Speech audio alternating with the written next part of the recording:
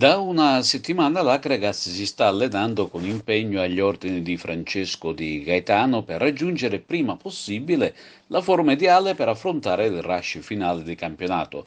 Si giocheranno infatti solamente le gare di andata e poi ci saranno i playoff.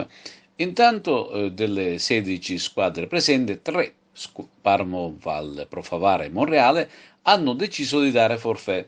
Salterebbero così la sfida del Seneto, rispettivamente con la prima in programma domenica 16 maggio, con la seconda il 25 aprile con i cugini favaresi, e mentre per la sfida già disputata con il Monreale e vinta dai biancazzurri fuori casa per 0-3 c'è stata netta e decisa la decisione della Lega che toglie i punti in classifica a tutte le squadre che avevano ottenuto punti con le 3 rinunciatarie. Cambia chiaramente la classifica generale con l'Akragas che scivola al quarto posto con 10 punti ma con una partita in meno, dietro a Mazzara e Canicati con 12 e San Cataldese con 11, ma la moria di altre partecipanti al campionato di eccellenza Girone A non è per nulla terminata e secondo voci di corridoi ce ne sarebbero altre pronte ad inoltrare la propria rinuncia in Lega. Se ne saprà di più nei prossimi giorni e non oltre il prossimo 11 aprile. In queste ultime ore, infatti, non sono in corso riunioni societarie, si parla di 5 club pronti a mollare, il cui esito dovrebbe essere noto quanto prima. Ed ora un paio di notizie di calciomercato che interesserebbero l'Akragas. Sul fronte calciomercato possibile arrivo in biancazzurro di Giovanni Fricano, classe 93, un centrocampista che può ricoprire diversi ruoli e in passato ha giocato contro Ines e Siracusa. Poi ci sarebbe anche l'argentino Horacio Fernando Spinelli, un ritorno, un mediano di spinta, classe 82, quindi quasi quarantenne, di gran temperamento ma soprattutto di grande caratura tecnica. In Italia vanta esperienze con Andria, Cosenza, Taranto, Cavese, Trapani e Siracusa, oltre una toccata e fuga in Malesia.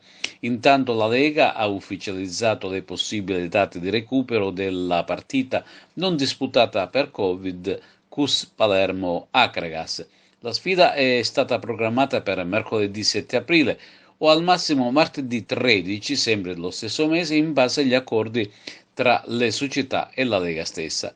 Sempre per quanto riguarda i tamponi, c'è la facoltà di fare la convenzione con la Federlab come avviene in Serie D, possibilità di effettuare tamponi gratuiti in tutti i drive-in siciliani.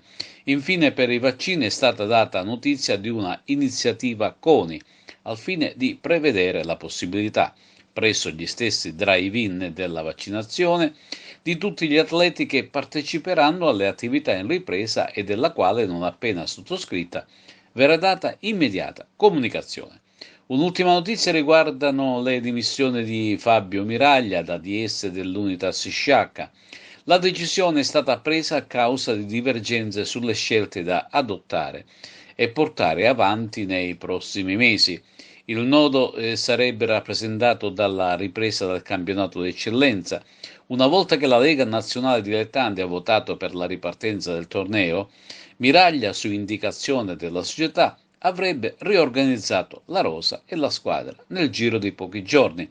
Ad oggi però gli allenamenti non sono mai ricominciati, creando malumore all'interno dei giocatori e dello staff tecnico, posto che tra l'altro il mercato è tuttora aperto. In poche parole, tanto Miraglia, che si è dimesso, quanto i giocatori vorrebbero capire se è intenzione del sodalizio saccense riprendere effettivamente o meno il torneo. Una problematica che comunque stanno vivendo tantissime società, anche nel dubbio se partecipare o meno alla ripresa. Le squadre sicure di ricominciare sono quelle che intendono puntare al salto di categoria in Serie D. Tutte le altre si ritrovano di fatto demotivate anche per via del blocco delle retrocessioni.